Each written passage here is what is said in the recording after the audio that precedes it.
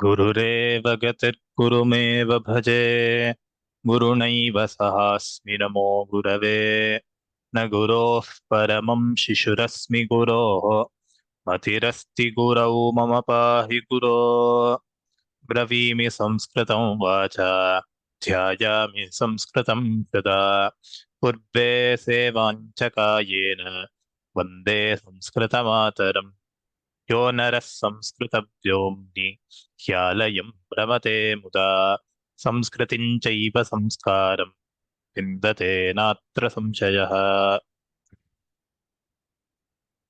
सर्वेभ्यः नमस्काराः। अस्य पाणिनीयधातुपाठस्य सम्प्रयोगबोधनम् इति वर्गस्य चरमकक्ष्यार्थं सर्वेषां स्वागतं। पुनश्च इदानीं किञ्चित् just as a practice, we'll just summarize some of the analytics of this course and make some important announcements. तदनन्तरं सर्वेषां तत्र प्रतिस्पन्दः स्वीकरिष्यते. We would like to hear from you the feedback of this course. So we'll start with a short vote of thanks. आदौ तावत् अस्य प्रक्रमस्य अध्यापकेभ्यः विद्वद्भ्यः वैष्णवसिंहमहोदयेभ्यः अस्माकं सर्वेषां प्रणतिततीः समर्प्यन्ते। एते स्वप्रशंसां नेच्छन्ति, तथापि किञ्चित् वदामि। एतेषां वैदुष्यम् अपरिमितमस्ति, अद्वितीयञ्च अस्ति। तत्र सर्वानपि तत्र धातून् कण्ठस्थीकृत्य धातुरूपाणि अपि कण्ठस्थीकृत्य तत्र महतीं पाण्डितीं तत्र प्राप्नुवन्। यः कोऽपि तत्र धातुः वा भवतु, यत्किमपि धातुरूपं वा भवतु, एते तत्र निरर्गलतया रूपमपि वदन्ति, तत्प्रक्रियामपि तत्र पाणावामलकं यथा इति यथा वाल्मीकिमहर्षिः कथयति, तथैव एते तत्र निरर्गलतया कथयन्ति। एतादृश अध्यापकाः अत्र आगत्य अस्मान् प्रत्यबोधयन् इति कारणात् वयं सर्वे धन्याः। पुनः कार्तज्ञं समर्प्य प्रणतिततीः समर्पयामि। अग्रे आगतेभ्यः सर्वेभ्यः छात्रेभ्यः महत्या संख्यया आगत्य तत्र इमं वर्गं सफलं सर्वेपि अकार्षुः। सर्वेभ्यः छात्रेभ्यः धन्यवादाः, कार्तज्ञं च समर्पयामि। अस्य प्रक्रमस्य लघु तत्र एनालिटिक्स् पश्यामः. So as everyone of us know, this course was done on a daily basis for 5 days. So 5 videos were there. Approximately, including today's class, the video hours will come to around 5 hours 35 minutes. अद्य प्रातः अस्य प्रक्रमस्य एन्रोल्मेण्ट्स् पश्यामः चेत् 1710 10,17,000 जनाः अत्र एन्रोल् कृतवन्तः, पञ्जीकरणं कृतवन्तः। एतेषु प्रायशः पञ्चशतं जनाः तत्र प्रत्यहम् आगत्य इमं वर्गं तत्र पठितवन्तः। इदानीं तत्र we'll just go and directly go to the announcements part. आदौ तावत् अस्य प्रक्रमस्य फैनल् असेस्मेण्ट् यद् भवति तत् multiple choice based assessment CBT computer based. भवतां गृहात् तत्र कम्प्यूटर् मध्ये वा मोबैल् मध्ये एव तत्र परीक्षां स्वीकर्तुं शक्नुवन्ति। तत्र दिनाङ्कः अत्र निर्दिष्टः। अस्मात् द्वितीय शनिवासरे, नाम there are 2 weeks from today. The Friday on Friday, Shukravasare, Friday 6 p.m. of 4th July Friday, we will be opening the assessment. On Sunday 6 p.m. we'll be closing the assessment. So everyone request everyone to kindly prepare for the assessment. The assessment will be multiple choice. If you have attended the previous courses, you would know the structure. In your course page itself, if you go to the course, if you go to the tests section, if you just click on tests, you will see the test section on that day. If you go to that section, you will see the name, the final assessment section. If you click on that, you can start answering the questions. There will be a time limit also. The details of the assessment will be communicated through mail later, but there would be a stipulated fixed time within which you need to complete the assessment. The questions will be easy only. Don't worry about that. And around 50 questions or something will be asked. So the entire details will be communicated later. But these are the dates. Kindly block your calendars. इमं इदं प्रथमम् उद्घोषणम् द्वितीयं तावत् सर्वैः बहु कृत्वा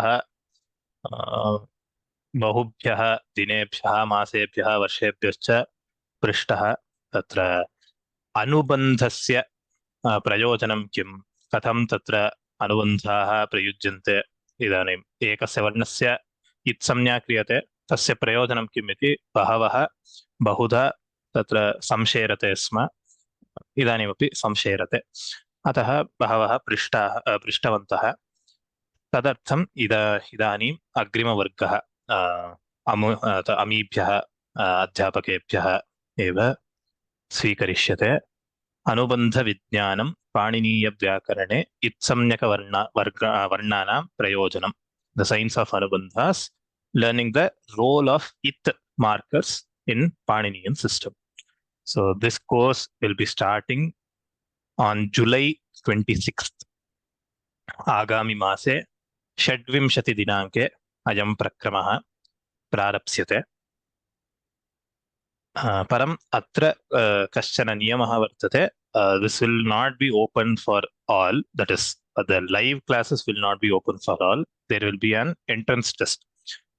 तत्र प्रवेशार्थम् एका परीक्षा भविष्यति तत्र 19th जुलै एका परीक्षा भविष्यति 19th वा 20th वा तत्र दिनाङ्कः सम्यक् अग्रे सूचयिष्यते परं 19th वा 20th वा उभयोर्दिनयोः तत्र परीक्षा भविष्यति तत्र again it will be a Google form wherein you will have the questions, you just need to select the right answer.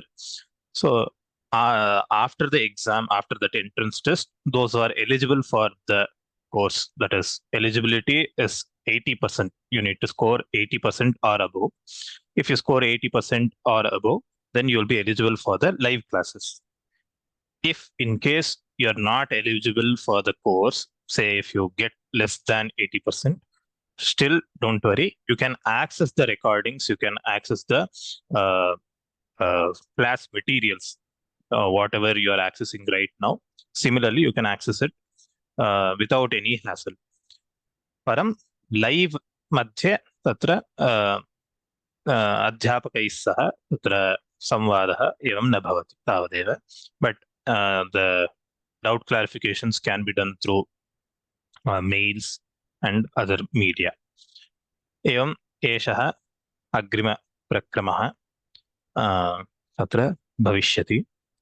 एतदनन्तरं तत्र अष्टाध्यायी सूत्रार्थप्रवेशस्य द्वितीयाध्यायस्यापि प्रक्रमः भगवत्सङ्कल्पेन अमीभिः अध्यापकैः एव स्वीकरिष्यते. अन्ये केचन प्रक्रमाः इदानीं व्योममध्ये तत्र प्रचलन्तः सन्ति प्रारप्स्यन्ते च इदानीं तत्र भागवतस्तुतिः इति शङ्कररामशर्मभिः पुनश्च जैनस्तोत्राणि इति लीनादोषी महोदयाभिः ललितासहस्रनामस्तोत्रकथनं चाण्टिङ्ग् ललितासहस्रनामस्तोत्रम् इति सन्ध्याभगिनीभिः तदनन्तरं राघवयादवीयम् इति एकं स्तोत्रकाव्यम् एकं वर्तते तच्च विशालाक्षी शङ्करन् महाभागाभिः स्वीकरिष्यते. इमे प्रक्रमाः स्वीकरिष्यन्ते. Kindly go to the sanskritfromhome.org, and if you on the home page itself, you will see the banners. If you wish to enroll to any of these courses, you can click on the banner. You will be leaded to the course page. There you can click on the enroll now button to access. तदनन्तरम् अस्माकं Sanskrit from home app अपि अस्ति. For easy learning, on the go learning, you can access the courses. Even you can attend the classes through mobile. So you can just go to, say, Google Play or Apple Store based on whatever device you use, and search for Sanskrit from home. You'll get the app. The app is free, completely free, and it is similar to how you are experiencing in the web also. So, and even it is more easier to access through mobile. You can try it for yourself. So here there is code. You can even just go and search in the Google Play or Apple Store. So just the last few submissions. So Vyoma is trying to do the Samskriti-Samskara Seva. So our websites are given here. Sanskritfromhome.org is the learning website wherein you'll find all the courses. Vyoma.org is the website wherein you'll find the details about what is Vyoma, how was it conceptualized, how did it start, and who are there, etc. And digitalsanskritguru.com is the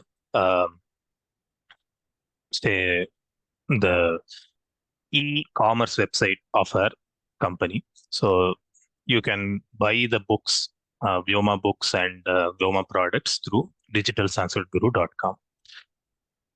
So coming to our Seva metrics, by grace of Bhagavan and the blessings of elders, gurus, and all the students, we are able to, we have done Seva of self-learning multimedia products, around 49 are there. We have more than 400 courses, more than 10,000 video and audio content, and more than 96,500 students enrolled in our website purely by the grace of Bhagavan. So, and this is only possible, this has been possible only by the support of all the students, learners, and well-wishers like you. So, if you would like to join hands in this mission, vision, and in this Seva, Samskrita, Samskriti, Samskara, SSS Seva. So here are some of the steps, or here are some of the activities which you can do. The first and foremost and the most important Seva which you can do is pray. Pray for students to more students to come to this portal and learn Samskrita, Samskriti, Samskara. Then you can learn yourself. There are various courses and offerings. Then spread the word kindly. Tell your neighbors, your family members, your relatives, your friends, everyone about Vyoma, and try to bring them also to this Samskrita, Samskriti, Samskara initiatives. Also, you can volunteer, that is, help us in, say, editing the videos. So if you have already seen, so these classes, there are a lot of pre and post tasks related to a single class which is being delivered. So in the pre, there's a content generation, so the slide generation or materials generation. So there also we require support. Later, after the class has been delivered, we also need help in editing the video, the class recording. In between, there may be some disturbances, so we need to remove that.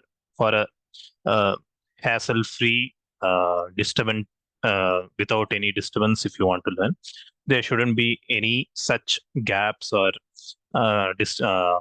audio or video disturbances. So we edit those parts and then upload in the website. So those kinds of tasks are there, and there are other offerings. We have, so multimedia products, we have mobile apps which we are preparing. We also have books, etc. So in each of these, we need a lot of support. So if you are interested in supporting us, then you can volunteer also. And most probably, the next important thing is teach in our portal. So after learning, if you wish to teach, kindly reach out to us. You can teach on this portal. And then you can also donate. If you wish to donate to this cause, to this seva, you can donate. So if you would like to volunteer on the home page of Sanskrit from Home, or in all the pages of sanskritfromhome.org, on the top right corner, you will see this button, say contact us, donate, and volunteer. So if you click on volunteer, it will lead you to a Google form, which you need to fill. If you give the details, we will reach out to you, and we will assign you the tasks. So there, even you have options to select what kind of work you are interested in. Those are also there. You can click that. If you want to donate also, you can click on the donate button and donate. Then coming to this course feedback. So kindly leave a rating for this course. So how to leave a rating is go to your home page, that is sanskritfromhome.org. There, click on login, enter your credentials. After entering your credentials, you'll be led to your home page. That is, we call it as dashboard. So your dashboard, personal dashboard. So from where you access the courses. So on the right, you have the join now courses, join now, those buttons. On the center, you have courses which you have enrolled to. On the left side, you will have the drop down menu. If you click on the Dhatupatha course, there, then it will lead you to the course page of the Dhatupatha course. There on the left side, you will see this kind of a bar. So here, go to dashboard and leave a rating. So you'll have the course name also present here. Here you'll see a leave a rating option.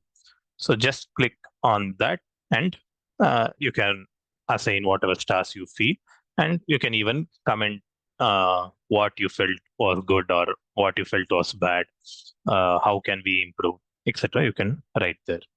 Alternatively, or additionally, we also have prepared a Google form, so which we will be circulating in the chat box now.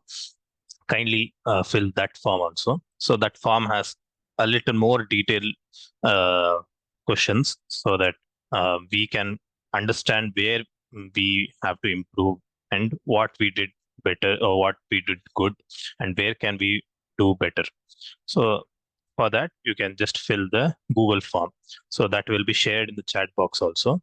Say if you face any issue in accessing the Google form in the chat box, we'll also send a mail to all the learners. You can access from that mail also. So keep learning Sanskrit and be happy, be really happy. So with this, we have concluded the session, valedictory session as such. Now we'll come to the feedback section. We just have 10 to 15 minutes. Those who have feedback, just one request. I know the Mahodaya has taught very well. The course has been excellent, but we would request you to kindly suggest any improvement points, or where we may have not touched to the content properly.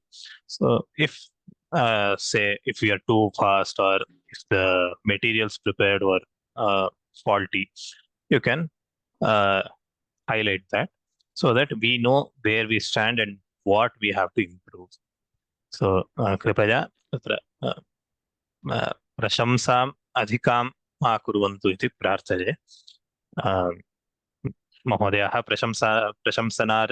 प्रशंसनार्हाः एव, तथापि समयाभावात् कृपया एषा प्रार्थना क्रियते। कृपया ये ये दोषाः जाताः कथम् अस्माभिः तान् ते दोषाः निवारयितुं शक्याः इति सूचयन्तु। I will first lower everyone's hands. महोदयः किमपि वक्तव्यमस्ति वा? केषाञ्चन प्रश्नः एवमासीत्। धातुपाठस्य पुस्तकं सूचयन्तु, किं पुस्तकं स्वीकर्तव्यम् इत्यादिकं। मया उक्तम्, अत्र PDF रूपेण अत्र अग्रे अस्मिन्नेव कोर्स् पेज् मध्ये धातुपाठः स्थापितः भविष्यति इति। तत् कृपया एकवारं कथं भवति, कदा भवति इत्यादिकं सूचयन्तु। आदौ इदानीं तावत् एकं PDF अपलोड् कृतमस्ति. In the course page, if you see, the first section is prerequisite section. There, if you click on prerequisite section, you will get the PDF to Dhatupatha. But that is not very error-free Dhatupatha. There are some errors and there are some Patha Vedas in that. So we'll try to upload some other Dhatupatha also, so that it is comprehensive. And some of you even asked how can we get the Saswara Dhatupatha. So in the net, if you search, you will get some PDF. But there is also a Dhatupatha by Pushpa Dikshit Bhagini, published by Samskrita Bharati. So that has the Saswara. But there you will not find the panktis like Udattaha, Swaritetaha. Those panktis are not present, but for dhatus, the swaras are given. Samskrita Bharati online bookstore api asti. Tatraiva kretum shakyate yadi avashyakam. So we will also upload the PDF. धन्यवादः. अस्तु.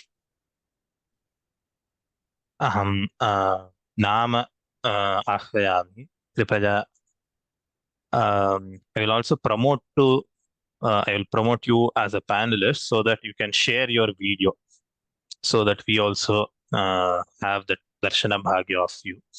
So कृपया यदि शक्यते चेत् video अपि on कृत्वा कृपया भवतां प्रतिस्पन्दं सूचयन्तु इति प्रार्थना.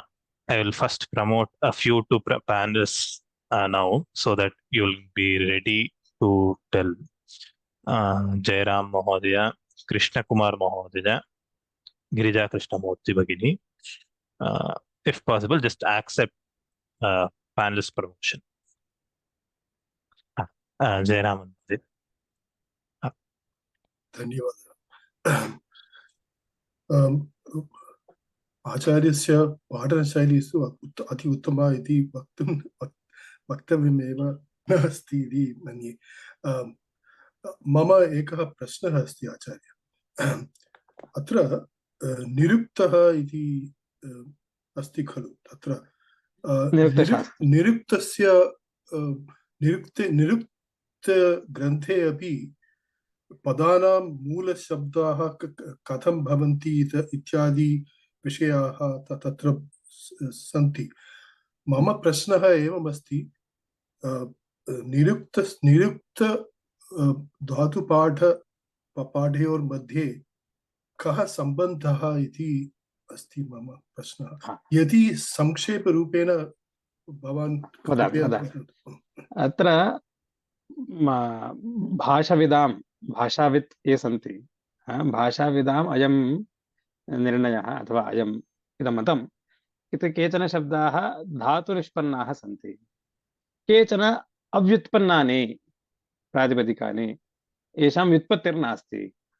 यथा उदाहरणार्थम् अव्ययानि सन्ति. अव्ययं च इति तथैव अस्ति. यस्मात् कस्मादपि धातोः निष्पन्नं नास्ति. च इत्यत्र का प्रकृतिः, कः प्रत्ययः, तथा किमपि नास्ति. च, हि, एव, एतादृशानि बहूनि पदानि सन्ति. ये यथा व्यवह्रियन्ते तथैव साधु इति मन्यन्ते. परन्तु निरुक्तकाराः सर्वाणि पदानि धातुनिष्पन्नानि इति अङ्गीकुर्वन्ति. भाषायां लौकिकव्यवहारे कथं व्यवहारः इति चेत् एकस्मिन् पदे एकः एव धातुर्भवति, अपरः प्रत्ययो भागः, पूर्वम् उपसर्गभागः इति एवं कृत्वा तत्र भागत्रयं कर्तुं शक्यते। उपसर्गः अस्ति चेत् उपसर्गः, नो चेत् धातुः प्रत्ययः इति। निरुक्तकाराणां किञ्चित् विलक्षणगतिः, काचित् विलक्षणगतिः, एकस्मिन्नेव शब्दे बहूनां धातूनां समावेशं कुर्वन्ति।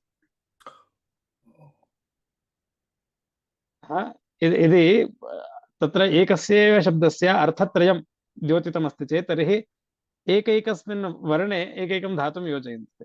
यदि तत्र अक्षराः त्रीणि अक्षराणि सन्ति इति मन्यामहे, एकस्मिन् पदे त्रीणि अक्षराणि सन्ति, तत्र एकस्मात् धातोः द्वितीयमक्षरं द्वितीयस्मात्, तृतीयमक्षरं तृतीयस्मात् धातुः, एवं कृत्वा तत्र धातूनां समावेशम् एकस्मिन्नेव पदे कुर्वन्ति ते तथा, अतः ते निरुक्तिकाराः। अतः धातुपाठस्य बहु अत्यन्तं प्रयोजनं यदि दर्शनीयं चेत्, अत्यधिकं प्रयोजनं दर्शनीयं चेत् तर्हि निरुक्तकाराः द्रष्टव्याः। Niruktam is the place where you have to see the utmost usage of Dhatupatha. धन्यवादः। धन्यवादः। गिरिजा भगिनी, गिरिजा कृष्णमूर्ति। नमस्ते। नमस्कारः। अस्माकम् अध्यापकानां व्योमसंस्थायाः च प्रशंसां कर्तुं विरिञ्चिरपि नालम्, अतः अहं किमपि तत्र प्रयत्नं न करोमि।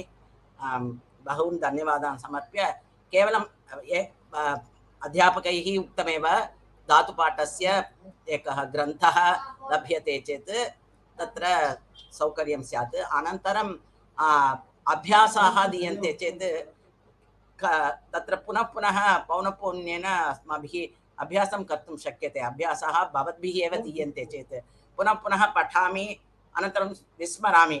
अध्यापकैः उक्तम् आगामि जन्मनि फलिष्यति इति, तथापि अस्मिन् जन्मनि एव फलतु इति अहं तत्र प्रार्थनां करोमि, तदेव।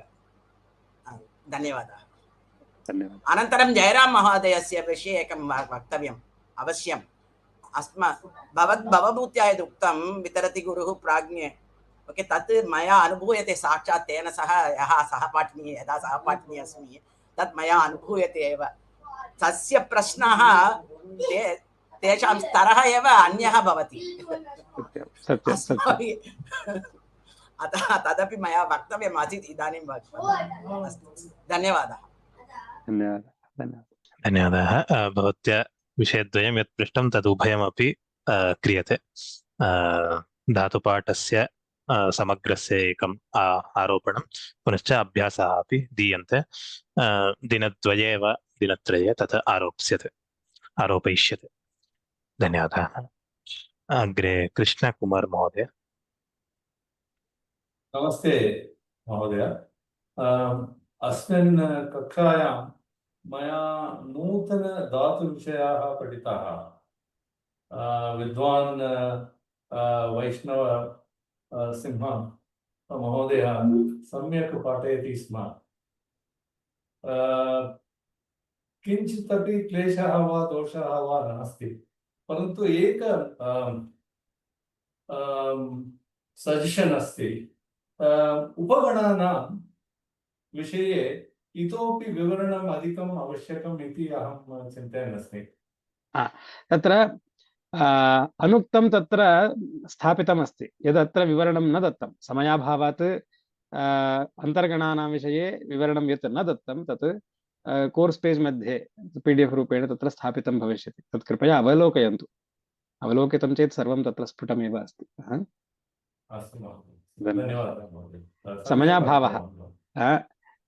समयाभावः आसीत् इति कारणेन तत्र एवं कृतम्। अनन्तरं चर्करीतं वृत्तिः सर्वं तद्विषये कुत्र प्रयुक्तम् इति अपि न ज्ञायते। तत् सर्वं तत्र दत्तं भवति। यत् न पाठितं, यत् पाठनीयम् आसीत्, यत् न पाठितं, तत् सर्वं तत्र उपस्थितमस्ति। तत्र कृपया पाठस्य अनन्तरं तं पश्यन्तु। Namaskaram.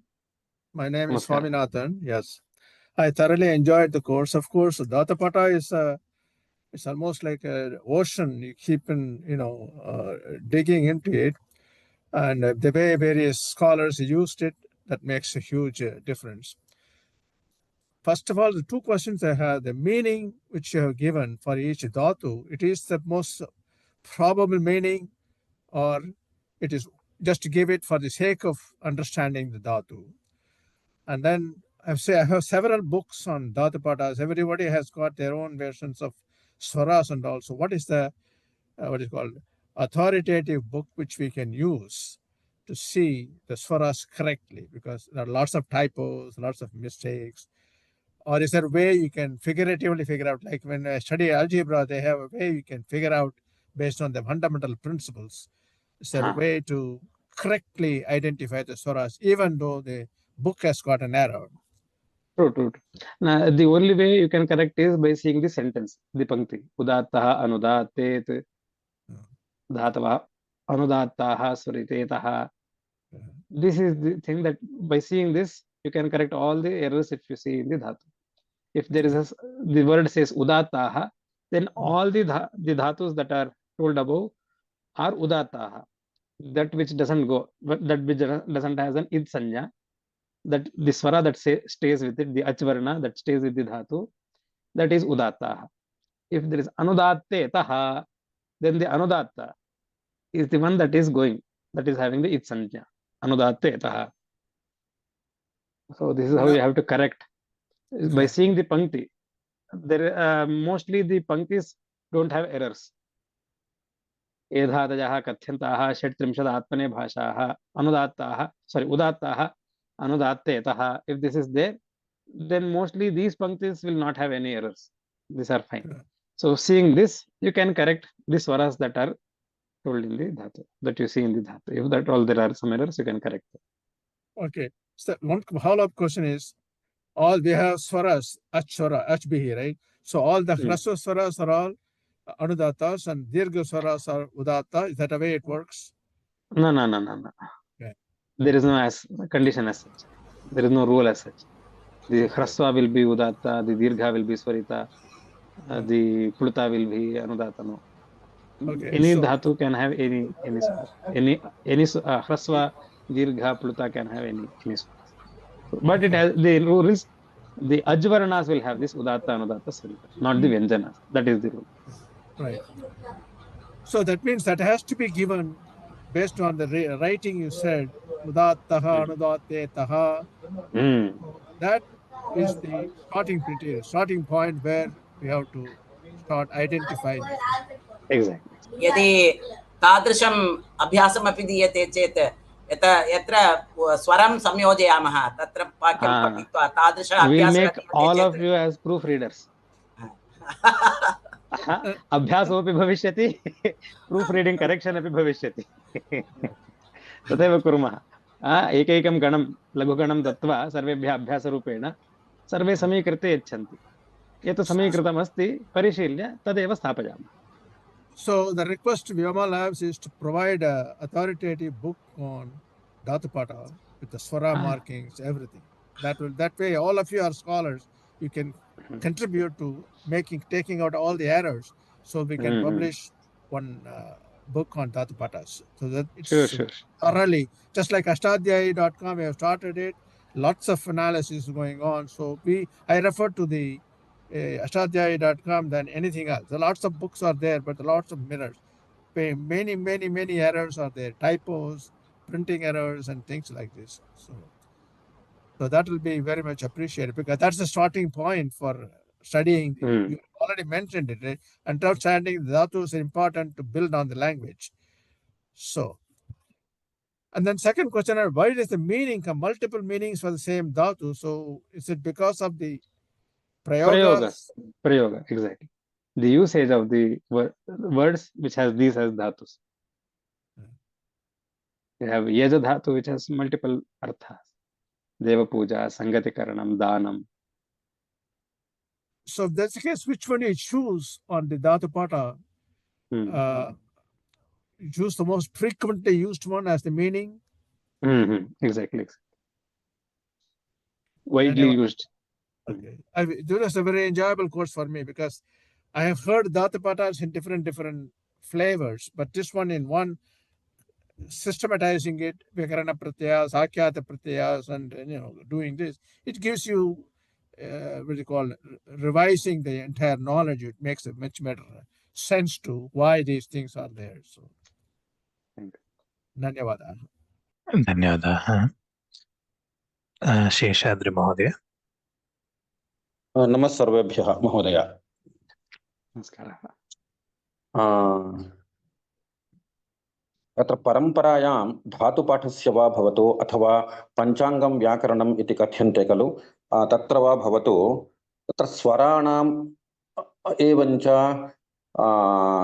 इत् अक्षराणाम् उपयोगः अस्त्येव महत्याम् अस्यां परम्परायाम् अद्यतनदिनेषु अपि एकम् उत्तमं पुस्तकम् मल्टी कलर पुस्तकं न लभते एतत् महते खेदाय इदानीं भू इत्यत्र तत्र अनुबन्धः नास्ति एधा इत्यत्र अकारः अनुनासिकः अनुनासिकं यदि वयम् एकस्मिन् वर्णे प्रदर्शयामः एवमेव धातुपाठे सर्वत्र यदि प्रदर्शयामः पाणिनेः यः हृदयः अस्ति सः हृदयः प्रायः स्वयं अवगतः भविष्यति if it is a multi coloured book अहं प्राथमिकशालायां शिक्षकोऽस्मि कन्नड भाषां पाठयामि इंग्लिश बोधयितुं तावान् प्रयत्नं कुर्वन्तः सन्ति अनेकाः संस्थाः कुतः एतस्यां महत्यां परम्परायां जनिप्राप्य वयं न कुर्मः ಇದು ಬಹಳ ನೋವಿನ ವಿಷಯ अद्यापि एकम् उत्तमं पुस्तकं न लभते वृद्धिराजैरिति प्रथमं सूत्रम् अद्य भगवतः आशीभिः सोतिनागराजवर्यः एसटीएन वर्यः एवञ्च महाबलेश्वर भट्टारयः अद्यापि जीवन्ति तेषु जीवत्सु यदि एतत् कार्यं न भवति प्रायः अग्रे न भविष्यति वृद्धिरादयत् इति एकं सूत्रमस्ति वृद्धिरेचि इति अन्यत् सूत्रमस्ति वृद्धिशब्दस्य अत्र वृद्धिरेचि इति सूत्रे बहुत्र वृद्धिशब्दः एकस्मिन् अर्थे पाणिनिना उपयुक्तमस्ति यदि एवमस्ति चेत् एकस्मिन् वर्णे अथवा एतत् चिन्तनं पाणिनेः हृदयम् एकत्र आनेतुं वयं किमर्थं न यत्नं कृतवन्तः प्रयत्नः क्रियते परं तत्र सङ्घीभूय न कुर्वन्तः सन्ति इति सङ्घटिताः न स्मः वयं तदर्थम् इयं संस्था वर्तते व्योमसंस्कृतपाठशाला अत्र अयमेव यत्नः तत्र क्रियते अहर्निशम् तत्र कथं कृत्वा तत्र संस्कृतं बहूनां जनानां कृते उपयोगाय तत्र जीवनाय स्यात् इति अमुमेव उद्देशं तत्र एतेषां सन्ति अतः तदर्थं प्रयत्नः क्रियते you have to promote this is what has been told यदि ज्ञातमस्ति चेत् एतादृशाः जनाः सन्ति अतः तैः सह हस्तं योजयित्वा इतोपि किञ्चित् तेषां बलवर्धनं कर्तव्यं तेन एतत् सर्वं ज्ञायते इति केवलं खेदेन न भवति प्रयत्नः अपि अपेक्षितः प्रयत्नं कुर्वन्तः सन्ति एते जनाः कृपया अस्मान् सर्वान् भवादृशाः प्रेरयन्तु उत्साहयन्तु इति प्रार्थयामि I mean, one comment on this. What happened is people take liberty in writing the dhatu patas and all this with mistakes, and then people learn that, and that promotes faster than good, accurate learning. And that's my experience. I'm 77 years old. I've seen you go to the internet and this, you get lots of misinformation, which becomes kind of an authoritative thing than the correct one. So that's where it's important that you have the correct information taught in the first place. So that will be very helpful. अद्यापि अमरकोशस्य पुस्तकानां प्रकाशः भवति परन्तु अहं बहुवारं प्रार्थनां कृतवान् यदि एकः पुरुषः पुल्लिङ्गशब्दान् वदति स्त्री शब्दान् वदति चेत् तत्र सा ध्वनिमुद्रिका अत्युत्तमा भवति साधु साधु साधु साधु नपुंसकलिङ्गे वयं तत्र उभयं किमपि कर्तुं शक्नुमः। एवम् एवम् एवम् अवश्यम् अवश्यं कर्तुं शक्नुमः। सत्यं सत्यम्। अस्तु अस्तु, मम अभिप्रायः एतस्य गोष्ठ्याः बहिः अस्ति, परन्तु मम चिन्तनम् एतदासीत्। संस्कृतविषये अस्ति भवदीया चर्चा, चिन्तनं, भवदीयं चिन्तनं संस्कृतविषयकमस्ति।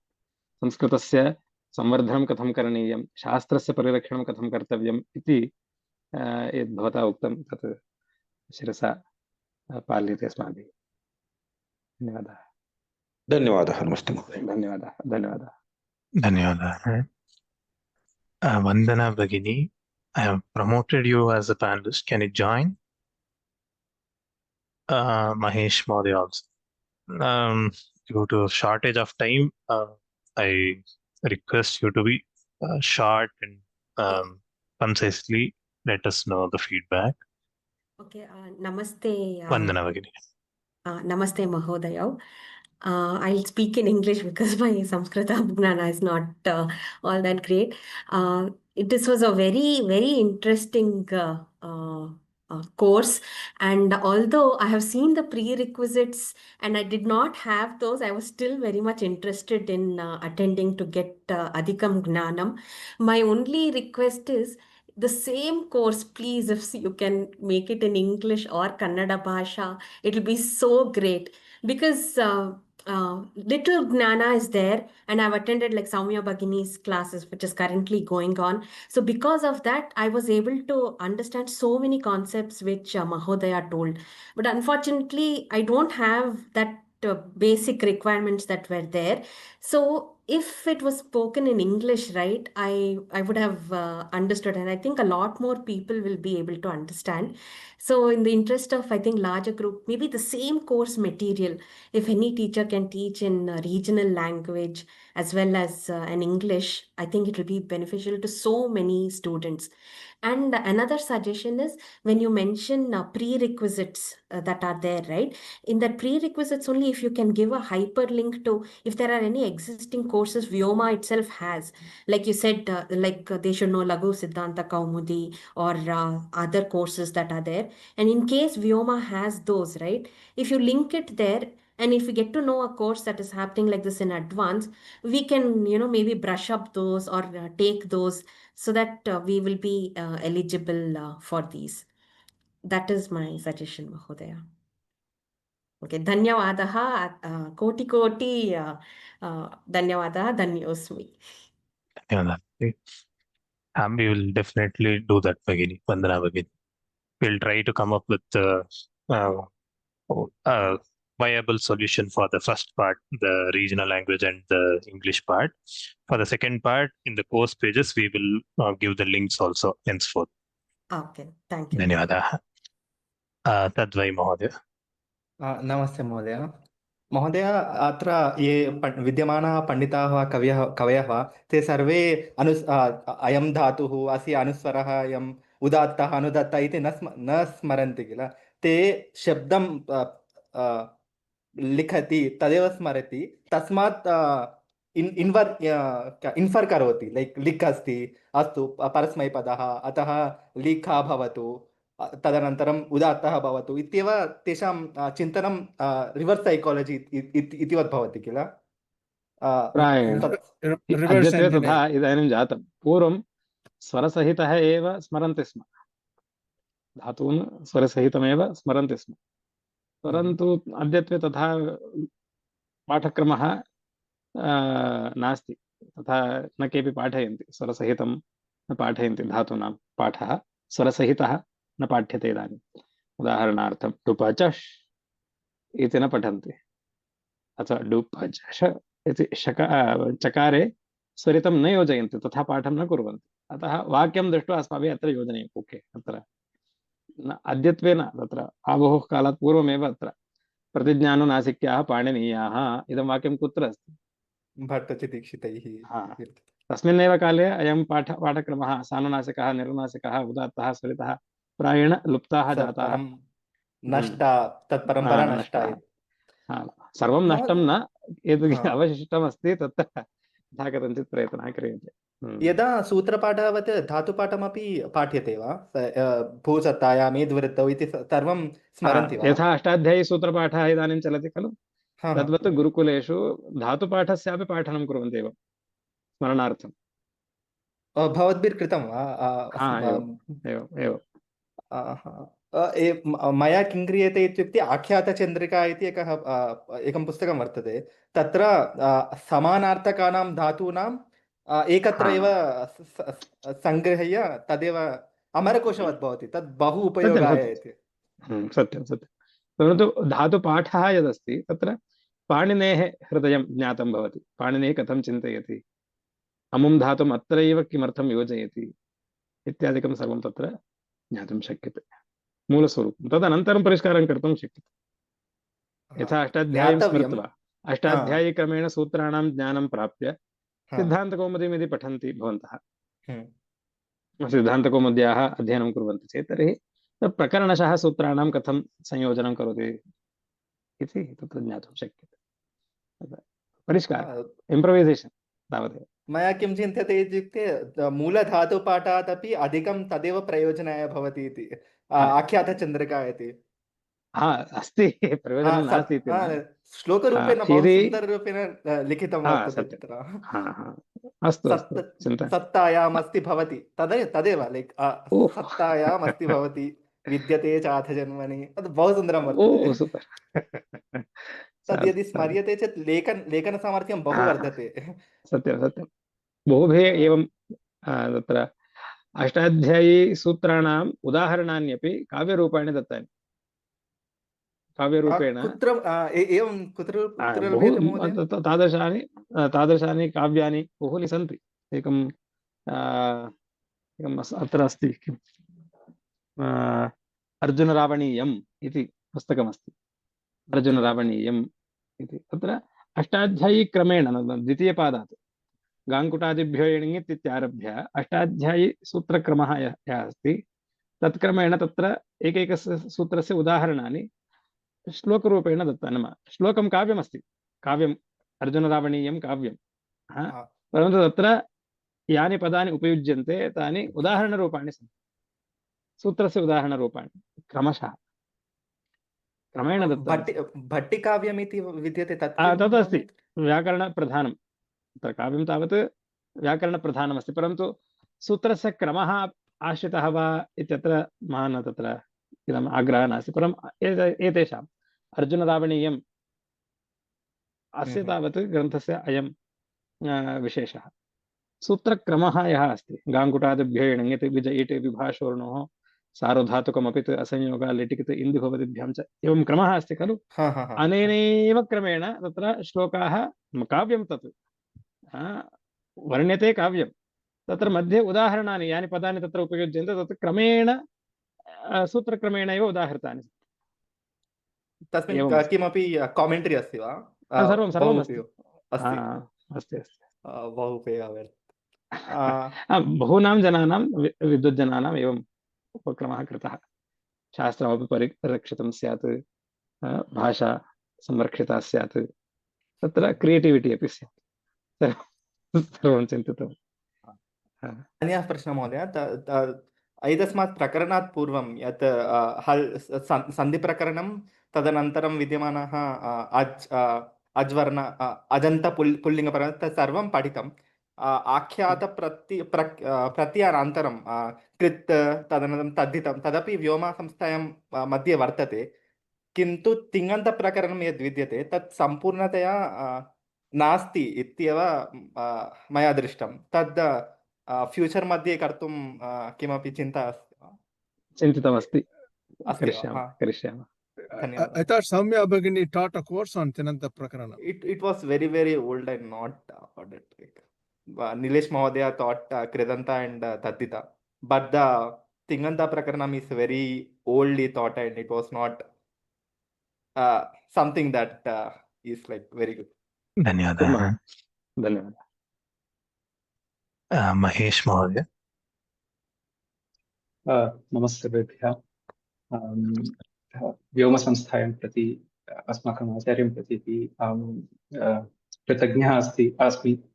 एवं मम मते अस्य अयं पाठ्यक्रमः यदि सप्ताहद्वयम् आसीत् चेत् सम्यक् आसीत् इति मन्ये। पक्षमेकं यथा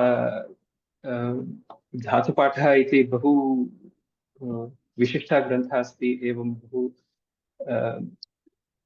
मम मते क्लिष्टमपि अस्ति किञ्चित्, अतः सप्ताहद्वयं तत्र आवश्यकं स्तः इति मम मतम्। अस्तु, किन्तु अहम् इदानीमपि स्लैड्स् अथवा वीडियोस् पुनः पुनः पुनः पश्यामि, ततः अवगच्छति इति मन्ये। तथा तावदेव। धन्यवादः। महोदय क्षम्यतां, तत् आर्कैव् मध्ये नास्ति, अर्जुनरावणीयम् इति पुस्तकं। एवं वा? द्रष्टव्यं। मम पार्श्वे पुस्तकरूपेण अस्ति, आर्कैव् मध्ये अस्ति वा न वा न दृष्टं मया। चौकम्बा मध्ये लभ्यते। एवं वा? न महोदय, अर्जुनरावणीयम् इत्युक्ते राष्ट्रीयसंस्कृतसंस्थानं, दिल्ली, नवदेहली। अस्तु, तैः प्रकाशितमस्ति। अनिरुद्ध महोदय। धन्यवादः महोदय। सर्वप्रथमं मम कृतज्ञतां निवेदयामि। मम प्रश्नम् एव तद्वाय् महोदय अपि पृष्टवान्, परन्तु यतः सस्वरः पाठः प्रयोगं दृष्ट्वा ऊह्यते, अस्माभिः सस्वरः कण्ठस्थीकर्तुं सस्वरः पाठः पठनीयः वा, अथवा भूसत्तायाम् इतिवत् एव पठनीयः वा अस्माभिः कण्ठस्थीकर्तुं? स्वरयुक्तः यदि पठ्यते तथैव कण्ठस्थीक्रियते तर्हि अत्यन्तं वरम्। अस्तु, धन्यवादः महोदय। कालः अतीतः, क्षम्यताम्। अवश्यम् अवश्यं कुर्वन्तु। तन्न शक्यते चेत् आख्यातचन्द्रिकादयः पठ्यन्तु, बहु उपयोगः वर्तते तदपि।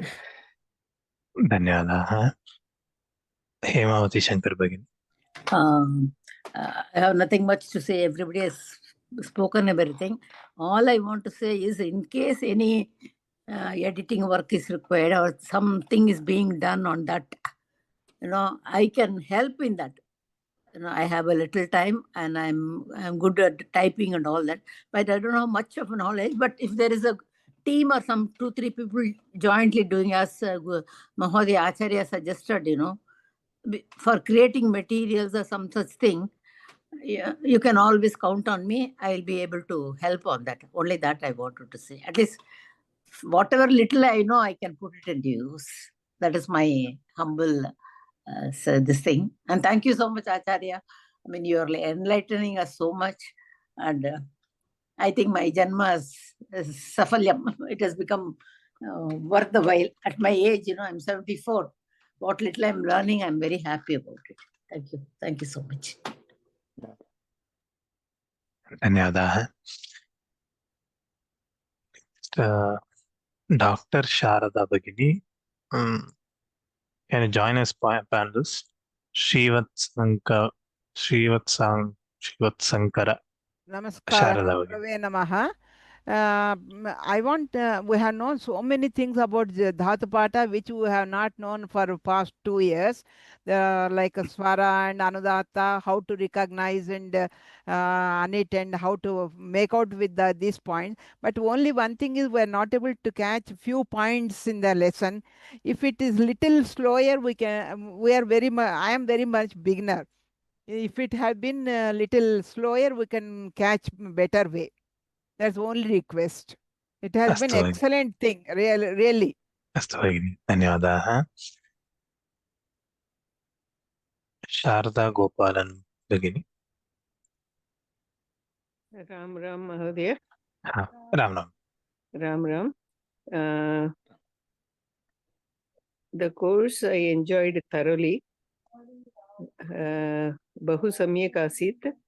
इदानीं परीक्षा लेखितुं सिद्धता अस्मि।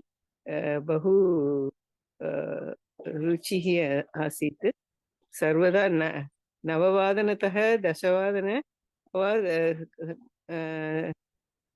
पादोनदव सारी सपाददशवादन वा समयः कथं गतम् इत्यपि न जानामि सामान्यतया निद्रा आगच्छति परन्तु बहु रुचिकरम् आसीत् बहु बहु धन्यवादः महोदय look forward to your courses thank you so much धन्यवादः भगिनी युवा आतुर and last person is Shivat Sankara. Yeah, thank you so much. It was a wonderful course with one, and thoroughly enjoyed it. I've always been extremely interested in understanding how the 5 great works of Sutrakara has come together to enlighten so many of us after so many generations and so many centuries. It was truly very enlightening. I learned a lot. I am still a very beginner in Sanskrit, but I could understand the structure, how the Sutrapata and the Dhatupatha are interacting, how to apply the process, how each word transforms. It's fantastic. I mean, the genius of Sutrakara is getting even more clear to me, and your passion for the subject is awesome. I mean, very smiling and always encouraging, a very nice structure, asking the right questions, answering them for us. I really learned a lot. Thank you so much. Looking forward to more courses. Thank you. धन्यवादः श्रीवत् शङ्कर महोदय श्रीवत् शङ्कर राव वल्लूरि श्रूयते वा आं श्रूयते महोदय नमस्कारः अहं केवलं लघुः छात्रः अस्मि अहं संस्कृतं अधिकं न जानामि अहं गुरुं धन्यवादं दातुम् इच्छामि मम धन्यवादाः अस्माकं गुरुसाधुषात् विद्वानात् शिक्षितं अस्माकं भाग्यम् अस्ति धन्यवादाः नमस्काराः धन्यवादाः विद्यासागर्यन् हरि ओं महोदय राम मया सह मम पत्नी अपि अस्मिन् कक्षायाम् उपविष्टा आसीत् सा रिजिस्टर् न कृतवती परन्तु सा यूट्यूब् मध्ये यद् वीडियो प्राप्स्यते तद् दृष्ट्वा सा इदानीमेव संस्कृत अध्ययनं कुर्वती अस्ति बहु सरलतया महोदय पाठितवान् धातुपाठः इदानीम् अवगम्यते इति तस्याः अपि विचारः तादृश इदानीं नूतनतया संस्कृताध्ययनं कुर्वन्तः जनानां मनसि अपि सरलरीत्या एषः पाठः अवगम्यते इति महोदयाय अभिवादये राम धन्यवादः we are already exceeding time. Okay, last person Balan Ramaswamy Mahodaya. Namaste Mahodaya. One suggestion, there are a lot of students from overseas attending these courses. It may be helpful if you indicate how to contribute to that financially from overseas students. That will be useful. Thank you. Okay. If you go to the vyoma.org/donors, so I'll just show. I'll not take more than 2 minutes. Just just as this is coming up, one suggestion I had was if you can create some study groups of interested people who want to continue on this topic, that will be wonderful. Sure. So we can create a WhatsApp group. Definitely we will try to create one. Maybe for Ashtadhyayi Sutrartha Pravesha we had created one. Maybe we can continue with that. I'm not very sure. I don't remember. I will just check in. I will just send out a mail to everyone. If you're interested, you can join that WhatsApp group. Sounds good. Thank you. Thank you. Just one last addition, sorry, sir. Comment from my side regarding this Ravanarjaniyam. It's also called Ravanarjaniyam in some publishers. सत्यं सत्यं रावणार्जुनीयम् इत्यपि अस्ति, अर्जुनरावणीयम् इत्यपि अस्ति। एवं Nirnaysagar press धन्यवादः. सो महोदय, Balan Ramaswamy Mहोदय. So here if you come, so here Indian citizen and foreign citizen, just go to foreign citizen and you can donate using here this. But some of us are facing issues in donating, that is for receiving foreign donations from Vyoma side. There is some error or some issue we are facing. You can try once. If you are facing, let us know. Some of our dear students like Anne, Mary, Bhagini and some others have tried several times and they were not able to do the donation. You can just try once and let us know. Okay, with this I think we'll end today's class. We have already exceeded a lot of time. सर्वेभ्यः धन्यवादाः. पुनः अग्रिमवर्गेषु अध्ययनार्थं मेलिष्यामः. धन्यवादाः सर्वेभ्यः. राम राम राम. वाक्यकारं गुरुरुचिं भाष्यकारं पतञ्जलिं पाणिनिं सूत्रकारं च प्रणतोऽस्मि. प्रणतोऽस्मि मुनित्रयम्. धन्यवादाः.